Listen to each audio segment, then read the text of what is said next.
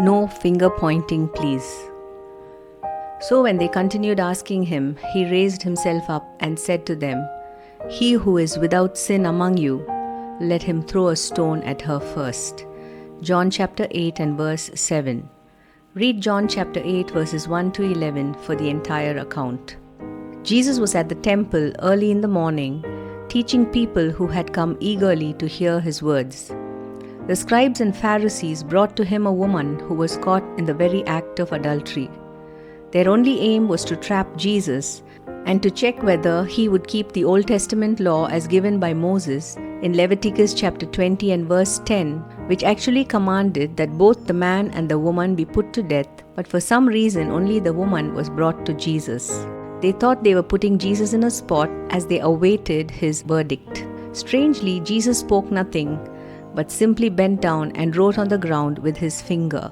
No one knows for sure what he wrote, but we do know that Jesus took the Old Testament commandment about adultery in Exodus chapter 20 and verse 14, "Do not commit adultery," to a whole new level in Matthew chapter 5 and verse 28 when he said, "But I tell you that anyone who looks at a woman lustfully has already committed adultery with her in his heart." When they repeatedly questioned him, that's when Jesus told them that anyone standing there who was without sin could throw the first stone at her. We can almost hear all the stones drop to the ground one by one as the entire group got convicted and left, every one of them, from the oldest to the youngest. How easy it is for us to find fault with others and not take a moment to see that the very things we accuse others of doing, we often are guilty of.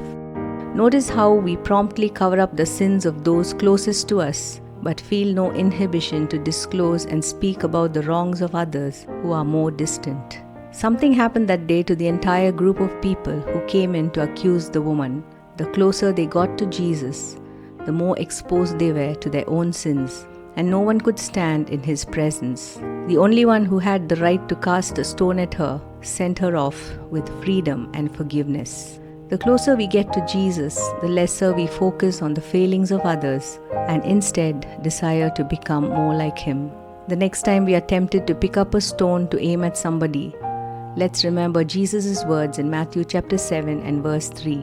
"Why then do you look at the speck in your brother's eye and pay no attention to the log in your own eye?"